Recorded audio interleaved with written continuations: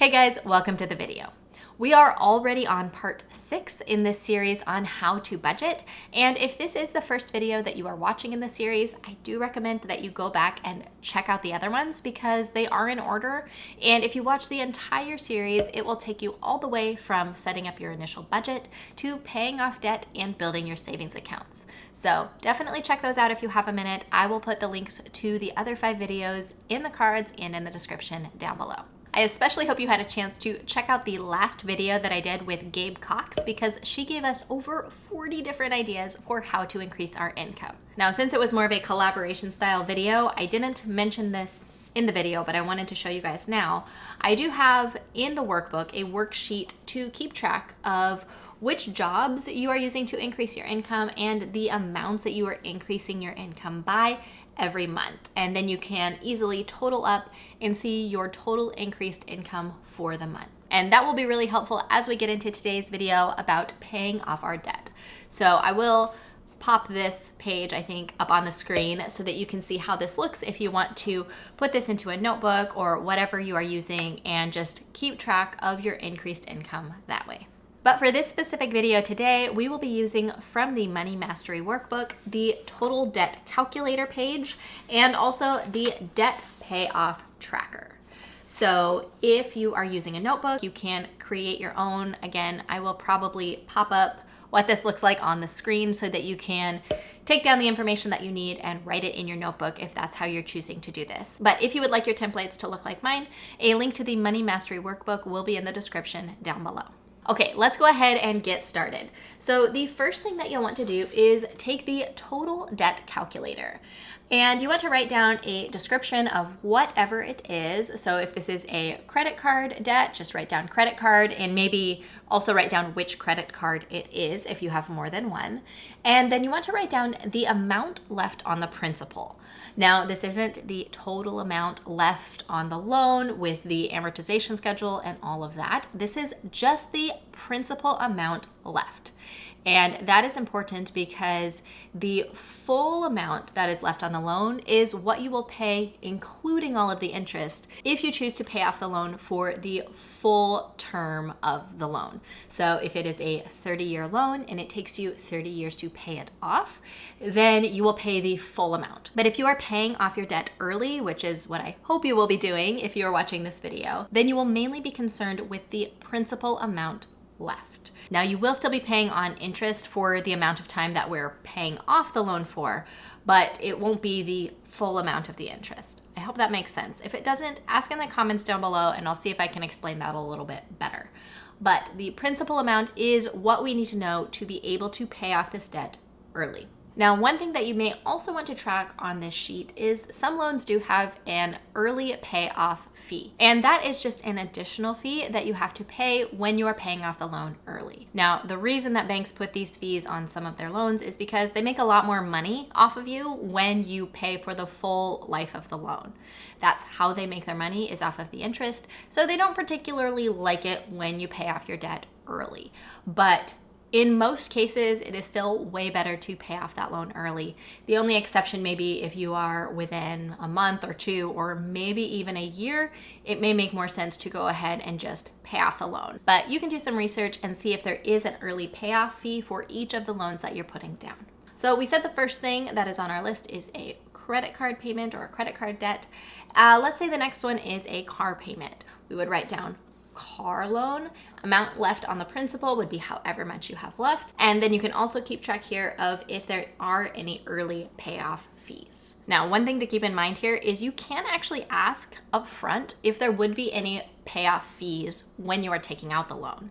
So anytime we have to take out a loan, my husband always asks, are there any early payoff fees with this loan? Because his goal is always to pay it off very quickly, and he doesn't want to get hit with those fees on the back end. So something to think about in the future when you do take out loans, just to ask about that up front. So then let's say that the next loan is student loans. So you would write down student loans. And again, just like with the credit card, you want to list each one out. So if you have, let's go back to the credit cards. If you have an American Express debt, if you have a Visa debt, if you have a MasterCard debt, you would want to list those out separately, and that will make some sense once we get to the tracker. Same with student loans. If you have more than one for yourself, write each one out individually and how much principal is left on each one. If your spouse has student loan debts, make sure you write down each one individually as well. And just keep going. Any debt that you can think of that you want to pay off, put on this calculator. If you decide that you want to pay off your mortgage, you can put that on here as well as the amount of principal left on that loan as well. But if you don't want to pay off your mortgage and you want to just stick with the other things, that's okay as well. Don't feel like you have to put that one down. And then once you have the total amount left on the principal, go ahead and total that up. And that just kind of tells us what we are working with and what all we need to pay off.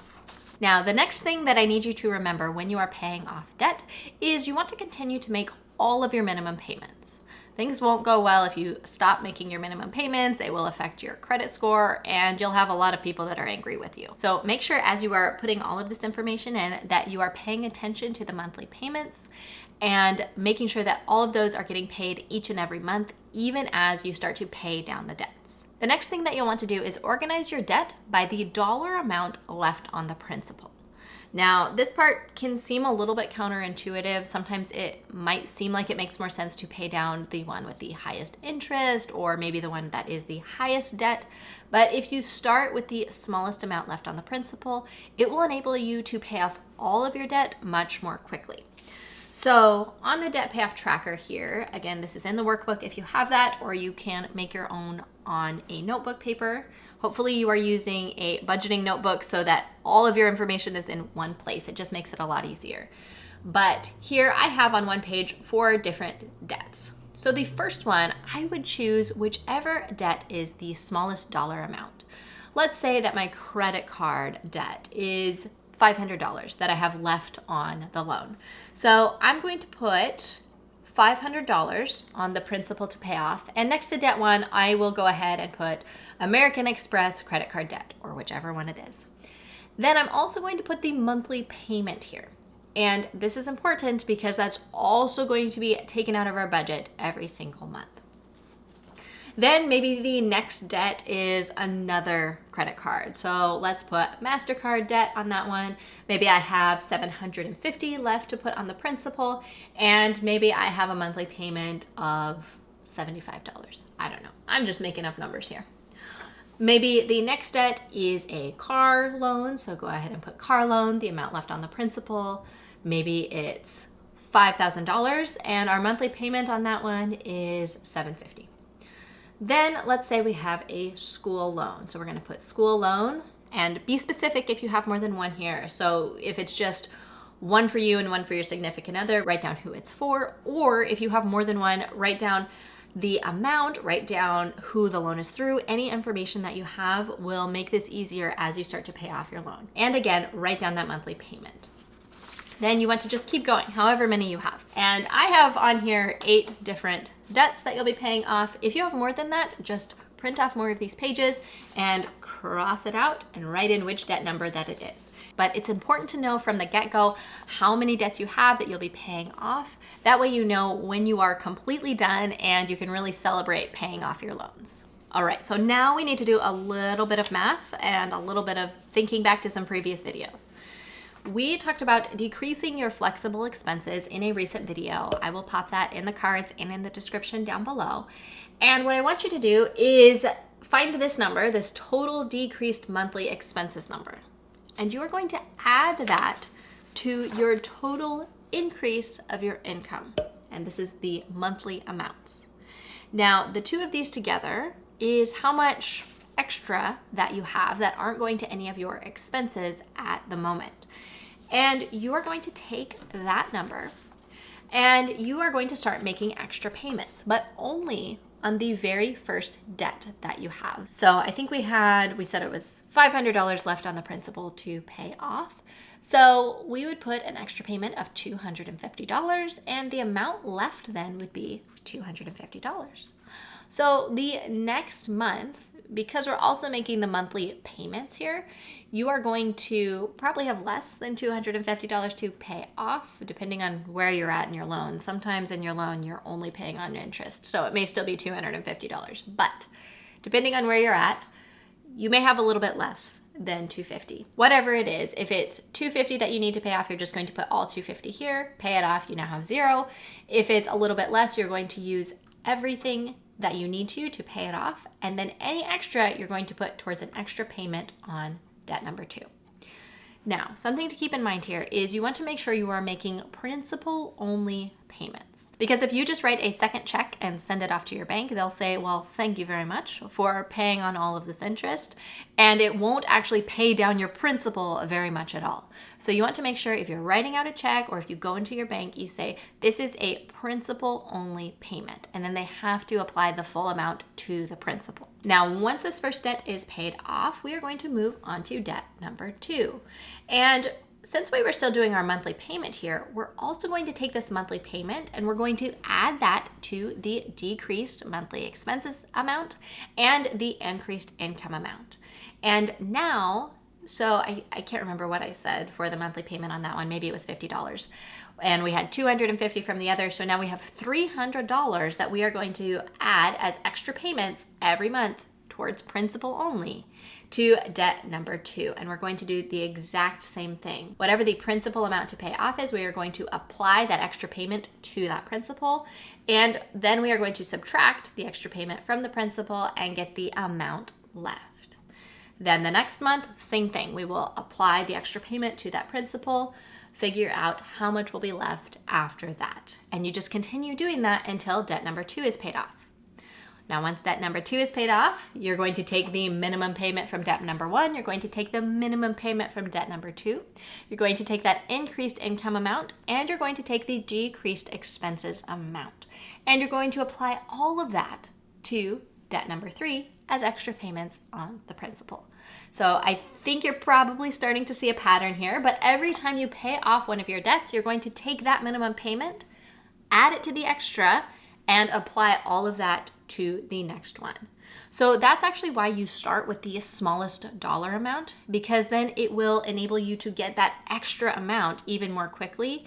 If you start with the $20,000 loan, it's going to take you a really long time to be able to use that extra payment on the next one. But if you start with a $500 loan, that's going to be much quicker to pay off, and then you can start using that extra payment for the next loan and the next loan. So just to go through it one more time, once debt number 3 is paid off, or let's go through the whole thing. So we're going to take it was $300 here that we were using as an extra payment, the monthly payment of $50 plus the extra payment of $250, $300. Then we're going to take the $300 plus whatever the monthly payment is. So let's just say it was $75. And we are going to add $375 as the extra payment to debt number 3. And again, you keep making those minimum payments, keep paying it off, figuring out the amount left, and that just kind of helps keep you on track and keep you excited about it so that you stay motivated and you see that number going down every single month. Then once you have debt number 3 paid off, you're going to take that $375 plus whatever debt number 3 was, that minimum payment, let's just say it was $25 for easy math. We would take $400 now and start applying that as an extra payment on the principal every single month to debt number 4. So I hope that makes sense, but you just continue with this pattern until all of your debts are paid off, and I hope that I explained it well enough that you can see how you could pay off your debt quickly. But please let me know in the comments down below if you have any questions, and even if you would like a different video explaining this in a different way, I can try to explain it more clearly. Now, I know paying off debt can be intimidating. It's a lot. It's a lot to figure out. It's a lot to keep track of and to make sure you are tracking every single month. But I can also tell you that it is so worth it.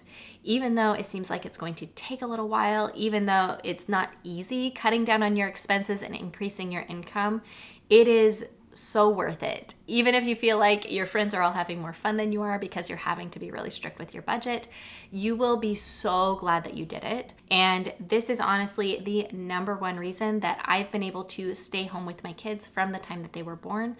So to me, it is completely worth it. And even if you don't want to stay home with your kids, maybe you just want to go on a family vacation more often, or maybe you want to help save some money for your kids' college someday, you will be able to do that once you have your debt paid off. As always, I'm Kassy with makingtimeforgiggles.com, and I make videos all about how to simplify your life so you can get 7 extra hours in your week. If that sounds like something you would be into, please subscribe down below and ring the bell next to it, because I would love to see you on the next video.